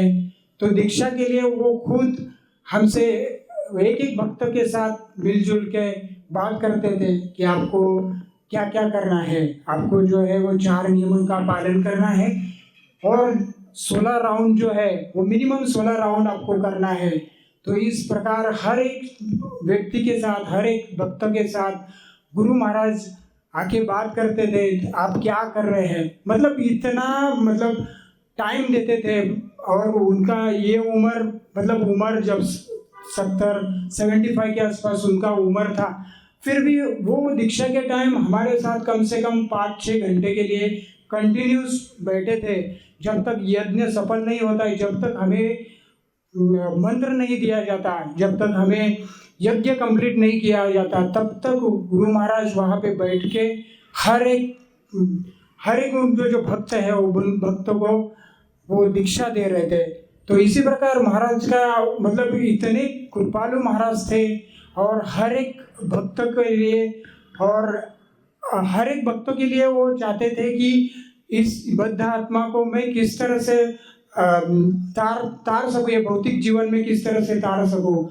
एक्चुअली देखा जाए तो गुरु महाराज के लिए मैं तो बोलने के लिए काबिल नहीं, लेकिन मैं बोलने की कोशिश कर रहा हूँ ताकि गुरु महाराज ने जो हमारे लिए किया है वो हमारे लिए एक जो उत्तरदायित्व बनता है कि हम लोग गुरु महाराज की भी प्रशंसा कर सके। एक ऐसा ही प्रसंग आता है जब भक्त लोग कहते हैं कि गुरु महाराज जो है वो हर एक चीज़ को, हर एक व्यक्ति को समझते थे और कितने समझ सकते हैं ये आप जान सकते हैं। एक भक्त ने गुरु महाराज को पूछा कि देखो गुरु महाराज, आप तो बड़े बड़े लोगों के पास जाते हैं, हमारे पास तो कभी आते नहीं है आप। तो तब गुरु महाराज कहते हैं कि वो भक्तों को बोलते हैं कि देखो आपका मुझे नाम पता है, आप कहाँ रहते हो, आपका गली नंबर क्या है, आपका पूरा एड्रेस, वो सब गुरु महाराज उनको बताते थे। और वो कब से कितना राउंड चैंटिंग करते हैं, आप 4 नियम का पालन नहीं करते, ये सब गुरु महाराज उनको बताते हैं। तो गुरु महाराज अपने समझ के परे है गुरु महाराज को हर एक व्यक्ति के बारे में पता रहता है कि व्यक्ति कहाँ है। मैं जब गुरु महाराज के समक्ष जाता था तो गुरु महाराज देखते थे खाली, लेकिन हमें समझना आता है कि गुरु महाराज हमसे क्या एक्सपेक्ट कर रहे हैं। तो गुरु महाराज के बारे में बताने के लिए बहुत सारा चीज़ है, जैसे कि गुरु महाराज के सामने गुरु महाराज के लिए प्रेडिक्शन भी किया था, भविष्यवाणी भी की थी कि गुरु महाराज जहाँ पे अपना पैर रखेंगे, जहाँ चलते हैं गुरु महाराज, तो गुरु महाराज के पीछे पीछे देवी देवता आते हैं। और जैसे कि गुरु महाराज के बारे में ये भी कहा है कि गुरु महाराज जहाँ पैर रखते हैं वहाँ पे तीर्थ स्थल बन जाता है, वो धाम में कन्वर्ट हो जाता है। तो इसी के साथ मैं अपना गुरुविक्षण यहाँ पे समाप्त कर लेता हूँ। मेरे से कुछ अगर गलती हो गई तो कृपया एक छोटा भक्त करके समझ करके आप प्लीज कृपया माफ कीजिए। हरे कृष्णा। Thank you. मैं इतना क्वालिफाई हूँ नहीं कि मैं गुरु महाराज के बारे में कुछ कह सकूँ। मैं जस्ट अभी न्यूफाइट हूँ भक्ति में और 2 साल हुए मेरी भक्ति में आए हुए। और दूसरा ऐसा था कि जस्ट अभी पिछले महीने में मेरा आईडीसी कंप्लीट हुआ था। तो मैं आईडीसी कंप्लीट होने के बाद हमारी दीक्षा जून में होने वाली थी। इसी सिलसिले में मैं पूना एनवीसीसी गया था। वहाँ पे मैं हिज ग्रेस सर्वलक्षण प्रभु से मिला था। उन्होंने हमें बहुत सी चीज़ बताई कि क्या है कैसा है भक्ति में। तो मैं कुछ इतना ज़्यादा उनसे गुरु महाराज जी से या उनके शिष्यों से कभी इतना क्लोज नहीं हुआ, क्या उनका कभी वपु सेवा इतना नज़दीक था नहीं। मैं जस्ट प्रभुपाद के नियमों के बुक्स को अट्रैक्ट होकर मैं इस्कॉन ज्वाइन किया था। बट जब मैंने सर्वलक्षण प्रभु को सुना तो उन्होंने एक उनका पर्सनल इवेंट मेरे साथ शेयर किया, that I going to share with you. It is very very important for me. From that point I feel what is the guru Maharaj for ISKCON and for me. Right now. तो scene ऐसा था, प्रभु जी मुझे बता रहे थे और मेरी वाइफ भी साथ थी। तो एक्चुअली कोविड का पीरियड था और सर्वलक्षण प्रभु जी बीमार थे, बहुत बीमार थे, पूना में ही एडमिट थे। 3 डॉक्टर की टीम उनके ऊपर काम कर रही थी एंड उनका जो टीम था वो भी कंटिन्यू ऑब्जर्वेशन में था। तो डॉक्टरों ने तो बताया था कि हम कोशिश कर रहे हैं but let's see, everything is in God hand. तो ये सब शिष्यों ने सुना, तो फिर उनके घर वालों को भी ये मैसेज दिया गया था कि ऐसा ऐसा चल रहा है, महाराज जी का प्रभु जी का कुछ कह नहीं सकते। तो उनके घर वालों ने, प्रभु जी एक्चुअली साउथ से थे, तो उन्होंने साउथ के जितने भी बड़े ज्योतिषी थे उनको महाराज जी की, प्रभु जी की अपनी जन्म कुंडली दिखाई। और कुछ भक्तों ने दिल्ली में जो सबसे एस्ट्रोलॉजिस्ट, बड़ा एस्ट्रोलॉजिस्ट है, उसको उनकी कुंडली दिखाई। तो दोनों जगह से रिपोर्ट ऐसा आ गया था कि इनका टाइम हो गया है और डॉक्टरों ने भी हाथ खड़े कर दिए थे। तो ये सब ऐसा चल रहा है। तो उनके जो शिष्य थे या उनके जो फॉलोअर्स थे, जो गुरु बंधु थे, उन्होंने महाराज जी को दैट टाइम कॉल किया। That time Maharaj ji was in US, उनका कुछ प्रीचिंग या अपना जो मिशन का काम चल रहा था। तो जैसे ही महाराज जी को ये पता चला तो महाराज जी ने बोला कि तुम कुछ मत करो, खाली मैं जो बोल रहा हूँ ना उनके कान पे लगा दो फ़ोन। तो उन्होंने, शिष्य ने वैसा फॉलो किया। और दैट टाइम सर्वलक्षण प्रभु जी थोड़ा अनकॉन्शियस थे, he is not that conscious कि वो कुछ सुन पा रहे हैं। तो महाराज जी ने कुछ कह दिया उनके कानों में। देन नेक्स्ट डे आफ्टर सब ऑल डॉक्टर्स एंड उनके फैमिलीज वाले भी astonish, he is totally fit. That is the miracle happen. तो वो मेरे सामने बता रहे थे, I feel the goosebumps on my body. तो वो जो सर्वलक्षण प्रभु का मैंने देखा सामने से, उनका personal experience, he says that कि that life is my gifted from my guru. और गुरु ने उनके कानों में जो भी कहा उसके बाद भगवान को भी सुनना पड़ता है, क्योंकि ज्योतिष शास्त्र ने बता दिया, डॉक्टर ने भी बता दिया मेडिकली कि he cannot go ahead with current situation। But जब गुरु कुछ प्रेयर करते हैं भगवान के सामने, या जो गुरु का रहता है वो भगवान भी नहीं काट सकते, हमने देखा है, हम भागवतम में भी देखते हैं।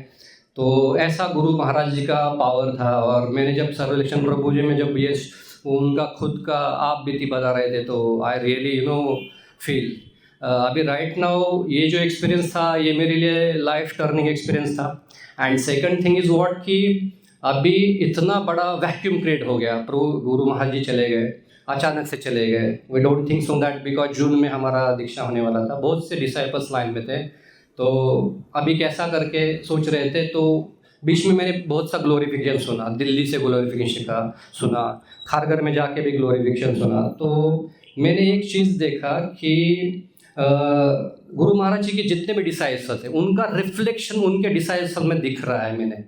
मेरे पर्सनली संपर्क में हिज ग्रेस शौर्य चैतन्य प्रभु जी, हिज ग्रेस सर्वलक्षण प्रभु जी, हिज ग्रेस दीनानाथ नारायण दास प्रभु जी, हिज ग्रेस हृदय माधव प्रभु जी, इनमें वो चीज़ दिखा मैंने। जो ग्लोरिफिकेशन सुनते गया मैं महाराज जी का, कंटिन्यू 7 to 8 डेज ग्लोरिफिकेशन आए। इस्कॉन दिल्ली में चल रहा था, वहाँ पे भी मैंने कंटिन्यूसली सुना। और जब ये मैं चीज़ उनसे सुन रहा था उनके डिसाइपल से, तो वो चीज़ मेरे एसोसिएशन में दिख रही थी कि जिनसे मैं कनेक्टेड हूँ। तो वो वैक्यूम मुझे ऐसा लग रहा है कि it is driving force to me. और मुझे ऐसा कुछ लग रहा है कि मेरा जीवन सार्थक हो गया। भले गुरु महाराज हम बीच में नहीं है, मेरा इतना एसोसिएशन नहीं रहा गुरु महाराज से, बट उनके डिसाइपल्स देख के, उनके शिष्य देख के मुझे ऐसा लग रहा है कि गुरु महाराज जी मेरे साथ है। मैं एक छोटा सा सबमिशन करके मेरा भाषण खत्म करना वाला हूँ।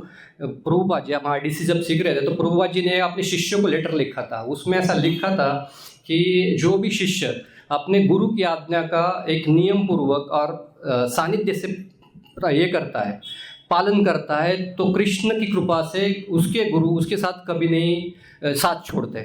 जैसे प्रभुपाद जी के भी गुरु, वो खाली अपने लाइफ में गुरु जी से अपने गुरु महाराज से खाली 7 to 8 टाइम्स मिले थे, बट वो अपने शिष्यों से वो लेटर में यही कहना चाहते थे कि आप अगर अपने गुरु की जो शिक्षा का है या दीक्षा का जो भी पालन आप एकदम नीतिमत्ता से और सटीकता से करोगे तो आपका भक्ति में उद्धार रहेगा और गुरु आपके साथ रहे थ्रू कृष्ण कृपा। तो मैं वही कहना चाहता हूँ कि you please connected to the such a kind of disciples and please nourish your bhakti sadhana. That's it. Hare Krishna Prabhu. मैं तो बहुत ही नया हूँ, जैसे कि मेरी बारी आई है उसी तरह से मैं जूनियर हूँ। एक गज़लकार ने गज़ल की व्याख्या बताई थी, गज़ल कैसी होती है। नज़र से नज़र मिली गज़ल हो गई। तो प्रभुपाद गोपाल कृष्ण गोस्वामी महाराज जी से वैसा ही कुछ थोड़ा सा मेरा हुआ है, ज़्यादा कुछ हुआ नहीं, उतना ही हुआ है, गज़ल के लिए उतना ही काफ़ी है। तो मैं जो हूँ थोड़ा सा मेरे घर में मिलिट्री बैकग्राउंड है। 2019 का साल था, उस वक्त मैं नया इस्कॉन के साथ जुड़ा था।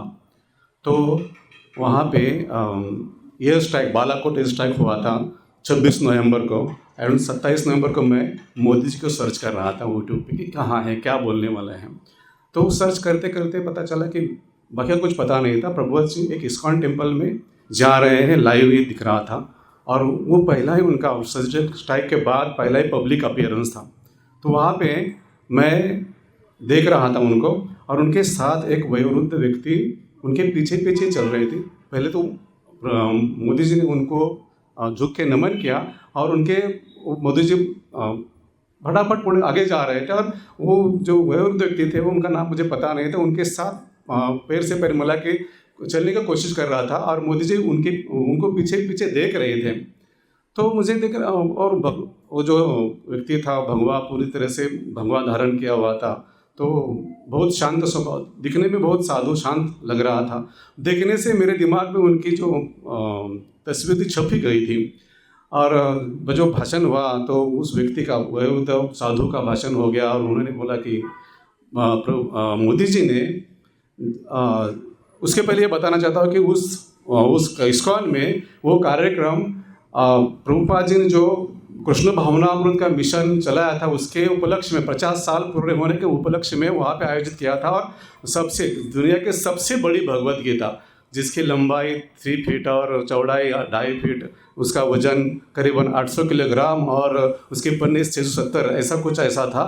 और वो दूसरा उपलक्ष्य था कि मोदी जी के हाथ से उनका ओपनिंग था और उसके पहले दिन एयर स्ट्राइक हुआ था। क्योंकि मैं पता था कि हम उस ऐसे वाले प्रसंग जब सीमा पे आते हैं तो हम जरूर देखते हैं। तब उस वयोवृद्ध व्यक्ति ने बताया था, मतलब उनका ही पहला वहाँ पे प्रवचन था या भाषण था, तो उन्होंने बोला कि मोदी जी जो आपने वादा किया था पूरा किया। तो आगे तालियों की गड़गड़ाहट सुनाई दी और मोदी जी एक बार खड़े होकर उन्होंने नमन किया। तो मुझे कुरुक्षेत्र का एक वाक़या याद आ गया कि पूरा का पूरा अर्जुन ने पूरा कौरवों की सेना खत्म की थी और उस वक्त अर्जुन के मन में भी वही भाव थे जैसे कि मोदी जी के भाव में मन में थे। और भगवान कृष्ण के सामने जिस तरह से अर्जुन खड़े थे उसी तरह से प्रधानमंत्री अपने उनके सामने खड़े थे। उस वक्त से उस तस्वीर थी भगवी वस्त्र धारण किए हुए व्यक्ति की मेरे मन में ऐसे छिप गई थी। 2 साल 3 साल के बाद खारगर इस्कॉन में प्रभु जी ने, सरचंद प्रभु जी ने हमें बुलाया था सुबह सुबह किसी कार्यक्रम में, कोई महाराज आने वाले हैं तो आप आइए कीर्तन करने के लिए। सरचंद प्रभु जी थे, हृदय माधव प्रभु जी और मंदिर के सभी लोग थे। वहाँ पे हम पूरी तरह से नाच गाना कर रहे थे और उनकी गाड़ी आ गई, इनोवा गाड़ी है उनकी, वो गाड़ी आ गई, गाड़ी के सामने सब लेट गए। मैं पता है मैं क्या करूँ, मुझे समझ में नहीं आ रहा, लेट कि क्या करो, गाड़ी से कौन उतर रहा है। और तब ही गाड़ी से जो मैंने व्यक्ति देखा था टीवी पे बालाकोट एयर स्ट्राइक के बाद, वो व्यक्ति मेरे सामने साक्षात खड़े होके, जैसे कि मैंने भगवान कृष्ण जैसा मैं समझता था वो मेरे सामने उतर गया और अपने आप लेट गया। कैसे लेट गया पता नहीं, और उनकी चरण धूलि मेरे माथे पे चिपक गई और मुझे खुद धन्य हो गए। उसके बीच में बहुत सारे दिन गए, सब कुछ हो गया। प्रभु जी ने इतना उनके बारे में बताया, उन्हें इतना मैंने यूट्यूब में उनके बारे में सर्च किया, जैसा ही स्मरण होता है ऐसा लगता है कि अभी भी उनके बारे में बोलना ना, सब ऐसे आसपास से ऐसा महसूस अभी भी मुझे होता है। और अभी भी लगता है कि नहीं, मेरे पास अभी भी है वो। और प्रभु जी ने बताया कि आपकी दीक्षा इनसे हाथ से होने वाली है। तब से तो बस फूल ही नहीं समा रहा था और काश नहीं हुआ पाया, लेकिन प्रभु जी ने जिस तरह से उनकी भावना उनके बारे में हमको बता दिया है, काफ़ी केवल स्मरण मात्र से वह ऐसा प्रतीत होता है मुझे कि मेरे आजू बाजू में कहीं है। प्रभु जी आपका ये मतलब ये आपका जीत है प्रभु जी कि हमारे आजू बाजू में उनके जैसे आत्मा को आप खड़े कर पाएँ। और मैं ज़्यादा आपके समय ना लेते हुए आपसे विनती लेता हूँ। से मैं पहली बार मीरा रोड पर मिला था, तो जैसे प्रभु जी बता रहे थे मुझे भी कुछ आइडिया नहीं था, बट उनको देख के वो अनुभूति हुई और उनका सानिध्य मिला। उसके पश्चात खारघर जू में कई बार महाराज जी से मिला। एक बार हम लोग अभी कलमबोली में रथ यात्रा, जैसे प्रभु जी ने बताया कि रथ यात्रा में महाराज जी हमेशा सम्मिलित होते थे। उस रथ यात्रा में हम लोग धर्मादा प्रभु जी से, सूर्यचंद्र प्रभु जी थे, सब लोग कीर्तन कर रहे थे। एक गाड़ी आई, वो महाराज जी गाड़ी से निकल के मतलब ऐसी अवस्था में कलमबोली में वो पधारे कि देख के मेरे भाव विभोर हो गया कि बताइए इस लेवल तक हम लोग इतने एक्टिव हैं। हमको मालूम है कि कलमबोली में रथ यात्रा हो रही, बट हम घर से नहीं जा पाते किसी कारणवश। बट वो व्यक्ति देखिए कैसा व्यक्तित्व कि भगवान के मतलब इस दुनिया से परे रहते थे, तो इस अवस्था में भी वो रथ यात्रा में गए। उसके बाद उनको मीरा रोड में भी देखा, मीरा रोड में भी प्रभु महाराज जी रथ यात्रा में गए। उसके पश्चात जैसे प्रभु जी ने बताया, मैं भी उसी क्यू में था महाराज जी से दीक्षा लेने के लिए। हमारा भी फॉर्म भर गया था, तो दीक्षा के लिए इंटरव्यू चल रहा था, तो सभी का सानिध्य मिला, वहाँ हम सभी लोग गए। तो वहाँ मन में एक संशय था, तो महाराज जी से एक प्रश्न मैंने किया। उस काबिल तो नहीं था मैं, बट मन में संशय था। कोरोना में मेरे फादर का डेथ हो गया था, तो उस कारण से घर में भागवतम किया था। तो जो हमारे गांव के जिन्हें ये भागवतम किया, वो कहते थे कि आपको दीक्षा लेना पड़ेगा, उसके पश्चात ही आप ये इसमें बैठ पाओगे। तो अभी महाराज ने की संशय था कि ऐसा हमारे शास्त्रों में है कि दोबारा दीक्षा नहीं लेना चाहिए। तो महाराज जी से मैं ऐसा हैंड रेज किया, प्रभु जी ने बोला कि आप हाँ पूछिए। तो हम महाराज जी से पूछा, महाराज जी मैं ऑलरेडी दीक्षा लिया हुआ हूँ, ऐसा जो वाक्य बताया उनको, तो क्या मैं दोबारा ले सकता हूँ? तो महाराज जी ने बड़े नम्रता बोले हाँ आप ले सकते हो। तो इतना खुश हुआ मैं कि महाराज जी ने वो अप्रूवल दे दिया है जिसके मैं काबिल नहीं था।